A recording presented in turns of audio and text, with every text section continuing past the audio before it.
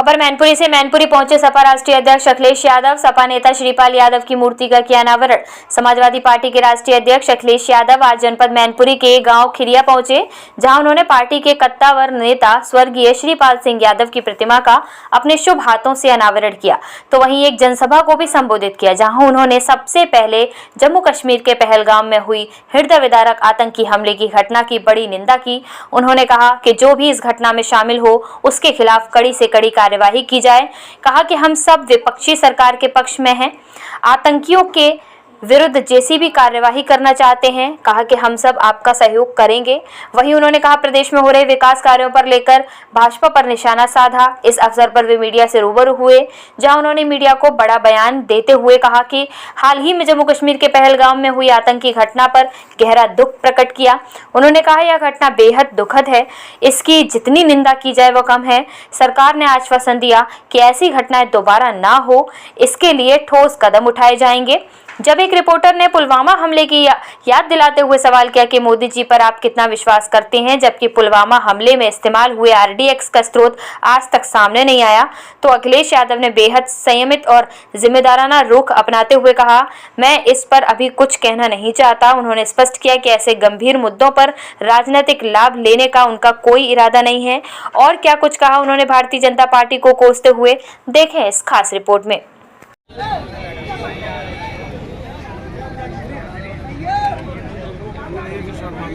मत रहे पड़ेगा तो बड़ा फैसला लेकर के अपने किसानों को सही कीमत दिलाने का काम करें। इसलिए दिलाना चाहते हैं, जब हमारा किसान खुशहाल होगा तब जाकर के प्रदेश और देश खुशहाल होगा।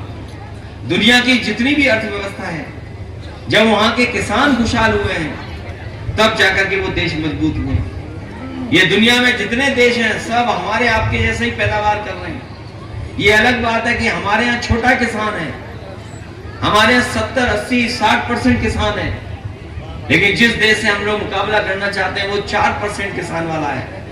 उनकी खेतीबाड़ी अलग तरह से, उनकी व्यवस्था अलग तरह से, लेकिन बाजार तो उनका भी है, बाजार हमारा भी है। अगर उनका 30 करोड़ लोगों का बाजार है तो हमारा 140 करोड़ वाला बाजार है देश। अगर हम चाहें और व्यवस्था बना दें अगर, तो शायद हम ज्यादा मजबूत दिखाई देंगे, क्योंकि हमारा बाजार बड़ा है, हमारे लोग खरीदने वाले लोग बड़े हैं। इसलिए कहीं ना कहीं व्यवस्था बदलेंगे। मुझे याद है जब मैं सड़क बना और जब भगदड़ हुई, याद कीजिए आप, तो कई लोगों की जान चली गई, बहुत लोग घायल हुए, और जब हम लोगों ने सूचना मांगनी चाहिए तो सूचना नहीं दी गई। सरकार से कहा कि सूचना दीजिए कि आखिरकार कितने लोगों की जान गई। सरकार कोई सूचना सच्ची नहीं दे पा रही। और जब जांच के लिए अधिकारी गए, तो मुझे याद है जिस समय जांच के लिए अधिकारी लोग गए, इनके सरकार के बहुत खास लोग, उन्होंने प्रेस करके कहा कि जो संगम नोज है, जहां पर स्नान करने लोग जाते हैं, जहां रात में लोग इकट्ठे थे, आराम कर रहे थे, वहां पर हमने रात में देखा है कि 16,000 लोग थे उस समय नेटवर्क में। ये सरकार कह रही है कि संगम नोज पे 16,000 लोग थे वहां पर, और अगर हम उनकी बात को सच मान लें, 16,000 अगर नेटवर्क से नंबर मिले, हम उनका दुगना मान लें, तिगना मान लें, 4 गुना मान लें, अगर उतने लोग थे संगम नोज पे, और मुख्यमंत्री जी तो कहते थे कि हम 100 करोड़ लोगों का इंतजाम कर रहे हैं, तो बताओ जो लोग 100 करोड़ लोगों का इंतजाम कर रहे थे, वो 50,000 लोगों को सुरक्षित स्नान भी नहीं करा पाए। सोचिए आप, कैसे गिर ली तुमने? देखिए आप, ये है राजू, तो इसीलिए इनका नाम है राजकुमार। इन्होंने कहा 1 लाख, इन्होंने कहा 12 लाख, 12.5 लाख। देखिए ये होशियारी होती है, ये तो जानते ही नहीं कुछ। एक बस में 70 आते हैं, तो सोचिए सबसे पहले मरीज कहां था मिला? गोरखपुर का सबसे पहले मरीज है। सोचिए जो मुख्यमंत्री इतने दिन से हैं, अपने एम्स बना लिया, लेकिन कैंसर का इलाज नहीं है। मेडिकल कॉलेज है, उसमें कैंसर का इलाज नहीं है। और अगर कैंसर का इलाज के लिए जाना पड़ रहा है तो सोचो कहां पर इलाज हो रहा है उनका, गोरखपुर वालों का भी। इलाज हो रहा है लखनऊ में, जो नेताजी और समाजवादी पार्टी हम लोगों ने कैंसर बनाने का काम किया। सोचिए, ऐसे मुख्यमंत्री हैं और उनकी गिनती का ज्ञान तो सब जानते होंगे, 46 में 56। उनसे पूछा, पता नहीं कहां का अखबार लेकर के आए थे, फर्जी अखबार, और लाए, बोले कि बताओ इनकी सरकार में तो 46 में 56 याद हो जाते। विधानसभा में बोल रहे थे 46 में 56, पता नहीं कहां से इसकी क्या है कि 46 में 56 होती है। और जब से पूछ रहे हैं हम लोग, आज तक जवाब नहीं दे पाएंगे 46 में 56 गिनती।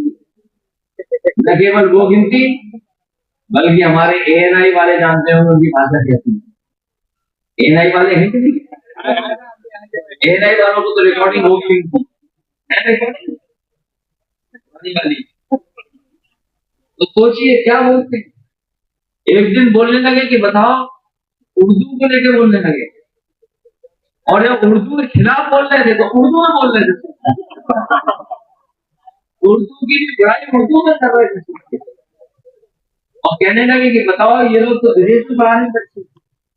और सच्चाई ऐसी है, हमारे देश के 8 लाख बच्चे विदेश पढ़ने, 8 लाख पढ़ने जाते हैं। हमारे आपके बीच के तो होंगे 10 लोग, लेकिन बाकी 8 लाख बच्चे किनके जाते हैं? इन सब भारतीय जनता पार्टी के लोग हैं। इसलिए वो बात नहीं बोलेंगे, किसी नहीं बताएंगे, सच्चा नहीं बताएंगे, केवल हम पर आरोप लगाएंगे। इसलिए मैं आप सबका बहुत धन्यवाद देता हूँ। के इतने दिनों बाद भी जो फैसले सरकार को लेने चाहिए थे वो नहीं लिए फैसले, उसका परिणाम ये है कि जो खुशहाली आ जानी चाहिए वो नहीं आ पा रही। सरकार कहती है हम 80 करोड़ लोगों को राशन दे रहे हैं, 80 करोड़ लोगों को राशन दे रहे हैं। ये राशन तो दे रहे हैं, लेकिन बताओ हमारे किसानों के गेहूं की कीमत दे पा रहे हैं क्या? सही, ये तो आड़तिया लोग दे रहे हैं, पूरे गांव आकर के आड़तिया ले जा रहे हैं गेहूं। सरकारी केंद्र पे कहीं गेहूं नहीं जा रहा है, सरकारी खरीदी नहीं हो पा रही है। अगर सरकार चाहती तो सरकार खरीद कर लेती, लेकिन सरकार के लोग मिले हुए उद्योगपतियों से, बड़े बड़े कारोबारियों से, और इसीलिए उन्होंने बड़े कारोबारियों के सहारे, आड़तियों के माध्यम से पूरा का पूरा गेहूं खरीदने का काम किया है। और सोचिए, कहीं ऐसा फैसला लिया जाता है कि आप ज्यादा महंगा नहीं खरीद सकते, आप ज्यादा महंगा नहीं दे सकते। ये सरकार के लोग मिलकर के उद्योगपतियों से हमारे किसानों का गेहूं की कीमत जो ज्यादा मिलनी चाहिए थी वो नहीं देने दे रहे, क्योंकि उन्हें किसानों की चिंता नहीं है। इन्हें चिंता इस बात की कि इनके उद्योगपतियों को मुनाफा बहुत मिले, मुनाफा ज्यादा मिले। ये जो गेहूं खरीद के जा रहा है, कभी आपने सोचा कहां इकट्ठा हो रहा होगा, कहां जाकर के इकट्ठा हो रहा होगा? हमारे आड़तिया भाई लोग तो जानते होंगे, जो यहाँ आड़तिया वाला काम करते होंगे। हो सकता मंच पे भी हो, कौन खड़े पता ही नहीं है। बड़े बड़े उद्योगपति ले रहे हैं, और बड़े बड़े उद्योगपति इसलिए ले रहे हैं कि वो गेहूं आपका लेंगे, फिर पैकेट में बंद कर करके फिर वापस बाजार में लेकर के आएंगे। जो मुनाफा हमारे किसान को मिलना चाहिए, वो मुनाफा बड़े बड़े उद्योगपति पा रहे हैं। क्योंकि बाजार में अगर जाओगे तो पैकेट का आटा बहुत बिक रहा है। आजकल तो गूगल है, आजकल तो कोई बात कही जाएगी तुरंत टाइप करते हैं लोग, मोबाइल पर चेक कर लेते हैं क्या है। ये जो बड़ी बड़ी कंपनियां हैं, ये सब गेहूं ले रहे हैं उत्तर प्रदेश को, और बाद में वही पैकेट के माध्यम से आ रहा है। ये जो बिस्किट के कारोबारी है वो मुनाफा कमा रहे हैं, जो बड़े बड़े बेकरी वाले हैं वो मुनाफा कमा रहे हैं, फ्लोर मिल वाले हैं वो मुनाफा कमा रहे हैं। ये जो बड़ी बड़ी कंपनियां हैं उद्योगपतियों की, वो कमा रही हैं, और वो इसलिए कमा रही क्योंकि इसमें बहुत मुनाफा उन्हें दिखाई दे रहा है। यही झगड़ा जाने कब से होता आया है। नेताजी चौधरी चरण सिंह या जो किसानों की पार्टी ने यही झगड़ा बना रहा है। इसलिए ही हमने मंडियां बनवाई थी, हम लोग मंडियों को मजबूत करना चाहते थे। मंडियों को मजबूत कर करके, जो उसकी मंडी की बुराई थी उसको दूर कर करके हम सरकार से आपको अच्छी रेट दिलवाना चाहते थे। और आज के समय पर कोई बात छिपकी नहीं है, चाहे वो बुजुर्ग हों, चाहे बड़े बूढ़े हों, और यहां तक बच्चे बच्चे के बीच में चर्चा पहुंच गई है। जो सूचनाएं मिल रही हैं हम लोगों को, बहुत ही ऐसी घटना हुई है जिसकी कोई कल्पना नहीं कर सकता, कि जहां पर टूरिस्ट लोग अपनी छुट्टियां मनाने, अपने परिवार के सदस्यों को लेकर के खुशियां मनाने गए थे, अपना समय व्यतीत करने गए थे। लेकिन जो घटना हुई है शायद ऐसी कभी घटना नहीं हुई होगी, जहां पर आतंकवादी आए और उन्होंने एक एक कर करके गोलियां चलाई। बैठक हुई थी, मैं नहीं जा पाया था क्योंकि मेरा पूर्व से कार्यक्रम वहां पर था। उत्तर प्रदेश के गवर्नर रहे अजीज कुरैशी साहब, उत्तराखंड के गवर्नर रहे अजीज कुरैशी साहब, उनका कार्यक्रम था कल पार्टी कार्यालय। उनका कार्यक्रम बहुत दिनों से तैयारी चल रही थी, बहुत ही लोग बुलाए गए थे, जिसके कारण मैं ऑल पार्टी मीटिंग में नहीं गया था। लेकिन पार्टी के हमारे राष्ट्रीय प्रमुख महासचिव आदरणीय रामगोपाल यादव जी वो पहुंचे थे, और वो पार्टी की तरफ से जो पक्ष रखना था वो हम लोगों ने वहां पे ऑल पार्टी मीटिंग में रखा था। जो अखबारों में हम और आप लोग पढ़ रहे हैं, सरकार से और सरकार के पक्ष में इस घटना पे पूरी की पूरी देश की जनता है। जितने भी राजनीतिक दल हैं न केवल खेद प्रकट कर रहे हैं, बल्कि जो घटना हुई है उसकी निंदा भी कर रहे हैं और पूरी तरीके से सरकार के साथ हैं। जो चूक हुई है उसमें कहीं न कहीं मैं समझता हूं सरकार के लोगों ने वो स्वीकार किया है कि जिस तरह की सिक्योरिटी लैप्स हुई है वो सरकार को महसूस हो रही है कि उनसे गलती हुई है।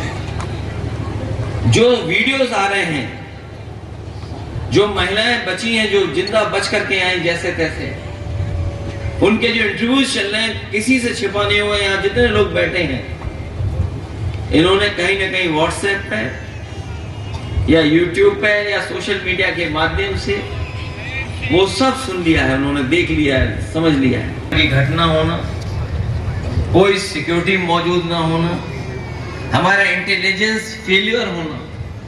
और इंटेलिजेंस फेलियर कोई पहली बार नहीं हुआ है, इससे पूर्व में भी जो घटनाएं हुई हैं, सवाल यही खड़े हुए थे कि कहीं ना कहीं सरकार से चूक हुई है, इंटेलिजेंस फेलियर है। और अगर इंटेलिजेंस फेलियर नहीं होता तो आतंकवादी इतनी बड़ी घटना नहीं कर सकते। जहां पर चप्पे चप्पे पर फौज है, केवल फौज के साथ साथ अलग अलग जो एजेंसीज होती हैं वो भी सब काम कर रही हैं नहीं वहां पर। उसके बावजूद भी अगर ऐसी घटना हो जाती है तो हम सब लोग, समाजवादी लोग और पूरे देश की जनता भारतीय जनता पार्टी की सरकार के साथ हैं। जैसा सरकार ने आश्वासन दिया है कि वो ठोस फैसले लेंगे, ठोस कदम उठाएंगे, हम उनके साथ हैं। जितना भी ठोस फैसला लेना चाहें, जितना भी सख्त कार्रवाई करना चाहें, हम समाजवादी लोग उनके साथ खड़े दिखाई देंगे। जब तक नहीं बन रही थी तब तक चर्चा थी, बातें थी, न जाने किन किन किन तरह की बातें थी। लेकिन जैसे ही सड़क बन गई और जब लोग चलने लगे तो लोग कहने लगे कि बताओ, इससे अच्छी कहीं सड़क ही नहीं है जो सड़क समाजवादियों ने बना दी। और जिसे जाना है लखनऊ, जिसे जाना है दिल्ली, जिसे जाना है दिल्ली लखनऊ, कहीं लेकिन ले लेना इनका कागज, दिल्ली लखनऊ कहीं जाना आराम से जा सकते हैं। तो ये सड़कें जो बनी हैं, ये अच्छी सड़क इसलिए बनाई, हमारे नौजवानों से हम कहेंगे, देखना किस राष्ट्रपति ने कहा था अमेरिका के बारे में कि अमेरिका ने सड़कें बनाई और सड़कों ने अमेरिका बना दिया। इसीलिए हम लोग कहते थे जब उत्तर प्रदेश में ये सड़क बना रहे थे अच्छी वाली, कि जब सड़क बनेगी, रफ्तार बढ़ेगी तो हमारी अर्थव्यवस्था भी बढ़ेगी। और हम अंग्रेजी में कहते थे कि अगर आप डबल द स्पीड कर दोगे तो आपकी अर्थव्यवस्था 3 गुना हो जाएगी। अगर आप रफ्तार 2 गुना कर दोगे तो आपकी अर्थव्यवस्था भी 3 गुना बढ़ जाएगी, ये हम लोग कहा करते थे। लेकिन आजकल जो सरकार है वो तो जानते हो कैसी सरकार है। एक बार हमने चर्चा गौशाला पे कर दी, गाय पे, तो वो हमारे पीछे पड़ गए, बोले बताओ इन्हें बदबू आ रही है। और वो जानते होंगे हमने क्यों कहा है, यहां नहीं हम कहना चाहते हैं, लेकिन कई गौशालाएं ऐसी हैं जहां गिनती नहीं बता रहे हैं कि जिंदा कितनी थी और कितनी जिंदा बची हैं। अगर सरकार से पूछो कि जिंदा कितनी थी और कितनी बची हैं, सरकार के पास कोई आंकड़ा नहीं है, अभी तक आंकड़ा नहीं दे पाए हैं।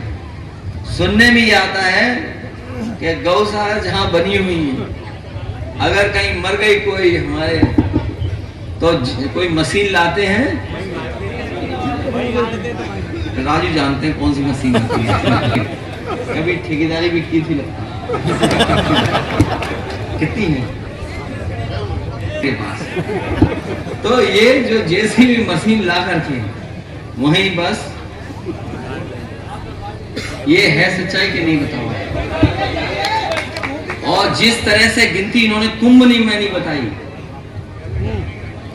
कुंभ में गिनती बताओ, हर चीज की कर ली इन्होंने गिनती।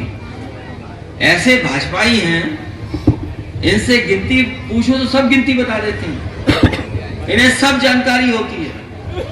इनसे पूछो कुंभ में कितने लोग आए, तो गिनती करके बताते हैं 66 करोड़ इतने लोग आए हैं। याद है कि नहीं याद है? ये हमारे पत्रकार साथी जानते होंगे।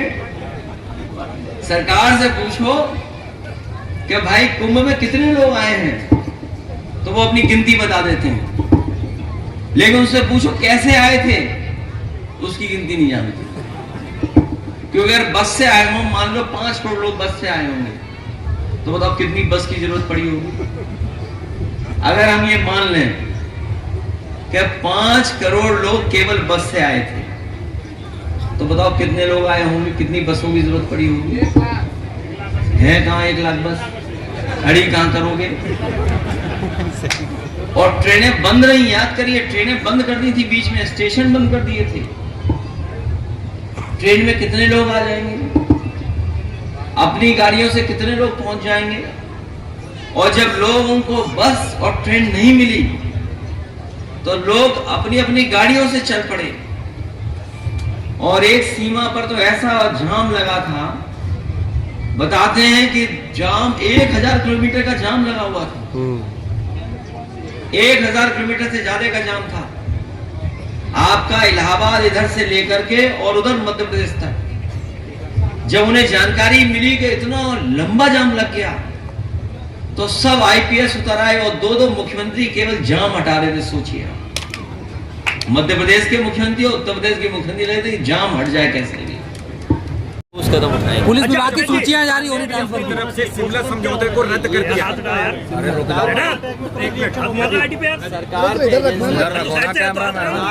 कैमरे के सामने कुछ कार्रवाई हुई है, लेकिन ये आतंकवाद न हो, इसके लिए सरकार को आश्वासन देना पड़ेगा, सरकार को कदम उठाने पड़ेंगे। इसलिए भी क्योंकि सब पॉलिटिकल पार्टी उनके साथ है, पूरी जनता उनका साथ है। अध्यक्ष जी, भारत से पाकिस्तानी लोगों को जाने के लिए सरकार ने ऐलान कर दिया, आदेश दिया है 48 घंटे के अंदर चले जाए। ये कदम इसलिए उठा रहे हैं क्योंकि ये कदम अरे यार क्या कर रहे हैं? अरे हम तो आए तो महसूस करती है जरूरी है, एक संदेश देना भी चाहते हैं वो पाकिस्तान को, इसलिए ये ठोस कदम उठाए गए। तुम लोग भारत सरकार के कठोर कदम के बाद पाकिस्तान ने भी रिएक्ट किया है, शिमला समझौते को रद्द कर दिया पाकिस्तान ने। क्या देखते हैं, क्या युद्ध हालात युद्ध जैसे बन रहे हैं? ये अभी कह पाना मुश्किल है, लेकिन जिन लोगों की हम लोगों ने जान खोई है वो कभी लौटेंगे नहीं। और ये अगर घटनाएं ऐसी होती रहेंगी, तो बुनियादी जो सवाल हैं हमारे, महंगाई के, बेरोजगारी के, हमारे देश की तरक्की से, उन सवालों पर चर्चा नहीं होगी। धन्यवाद। तीसरे नंबर की बड़ी पार्टी के नेता हैं, क्या लगता है पाकिस्तान के खिलाफ किस तरह से कार्रवाई होगी? पाकिस्तानी नहीं बल्कि टेररिस्ट जो है उनको बख्शा नहीं। और टेररिस्ट का जो साथ दे रहे हैं उनके खिलाफ और ठोस कार्रवाई हो। प्रधानमंत्री के दावे पे कितना विश्वास रखते हैं, क्योंकि पुलवामा जैसा घटना आप देख चुके हैं, अभी तक RDX कहाँ से आया था इसकी जानकारी नहीं कर पाई। मैं बात को और बढ़ाना नहीं चाहता हूँ, इसीलिए मैं कई बार कह रहा हूँ यहाँ बड़े बूढ़े जितने हैं और आप लोग सब जानते हैं, आप भी कुछ महसूस कर रहे हैं, बच्चा भी कुछ महसूस कर रहा है लेकिन बोल नहीं रहा। ठीक है, धन्यवाद। बहुत दुखद है,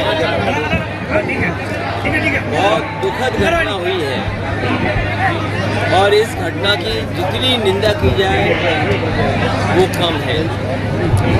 और जो दुख संकट लोगों के ऊपर आया है,